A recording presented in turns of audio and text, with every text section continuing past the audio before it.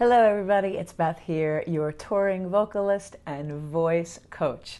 And today's tip of the day, we are talking about proper breathing. You've probably heard people say, you're supposed to breathe low, breathe with your diaphragm. But what does that really mean? Well, the diaphragm is a muscle that lies just beneath your rib cage, and when we are breathing in, the diaphragm is pulling down, pulling all the air into our lungs, and when we are breathing out, the diaphragm is pushing up, pushing out all the air, or singing, pushing the air out, so we're singing. And that's what it means to breathe low. But what that really translates to when we're singing is we get away from this very high breath, shoulders, chest going up. That stuff is no good. So we want to keep the breath low. And that is from this area here.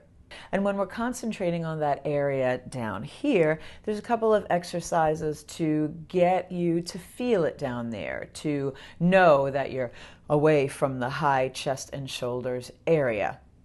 The breathing should look low like this, where we're breathing in and then breathing out, and then breathing in and then breathing out.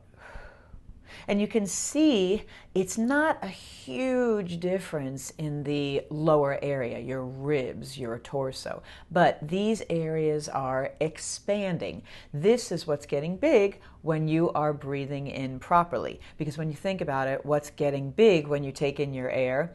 Your lungs, right? It's not really your belly, it's your lungs. And what's around your lungs? Your ribs. This is why all of that good activity should be in this lower area right here. Once again, you want to get in front of that mirror or your phone, if you can see yourself in there, and start to practice this lower way of breathing. And initially, it's going to be a little funky because most of us just tend to go, okay, and I've taken a big breath. The first thing you want to do when you're standing in front of that mirror is just take a deep breath and see what happens, right? So we take in our deep breath. And if you catch yourself where shoulders or chest area is getting high, you've caught yourself in the act. That's the bad thing, right? And that's what we want to start to erase. So you take a look at yourself again and see if you can get the bulk of the activity lower. A lot of times what I will tell people to do, it's sort of a two-step process. This first step is going to be just to get yourself away from breathing high, and that is to get the focus down here. So very often I will tell someone, let's see if you can get your belly big. Although ultimately it's not really your belly that's taking in the air, but it's a good little trick to get you away from chest and shoulders.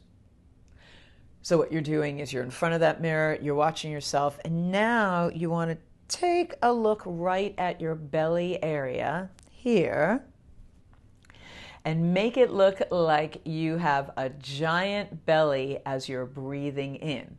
Because when we're taking the air in, we're getting bigger. And that's going to be initially right here in this belly area. So you're taking a big breath in, focusing down here. It gets bigger, and then you're breathing out, you're going to get skinny.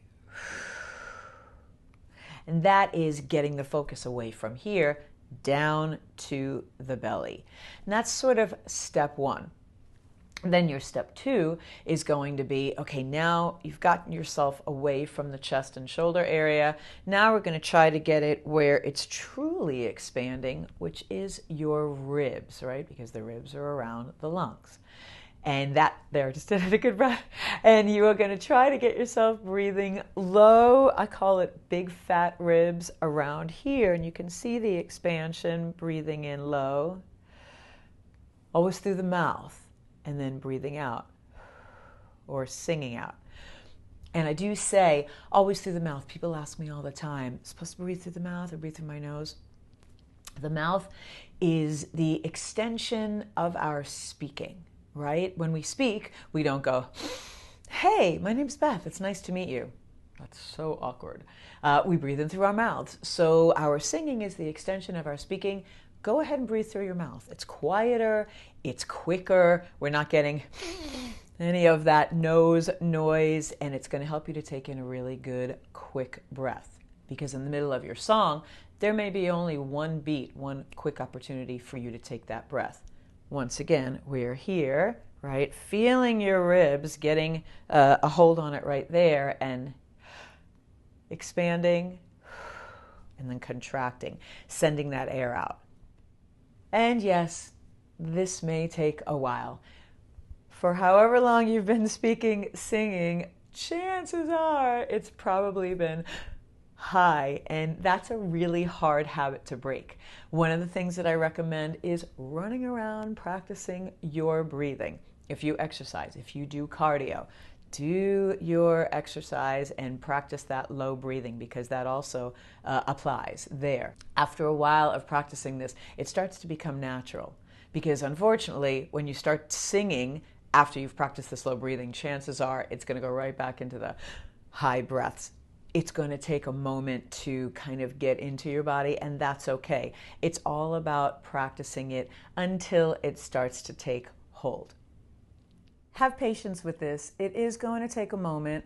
Once you start singing again, this high breath is very likely to sneak in again. But if you practice it daily, thinking about it all the time, it will slowly become part of your natural singing, and it will feel great. You will get a much better amount of air in your singing, and that's going to help your support, help your control, your volume, your pitch, all of that. I hope you have a great day singing.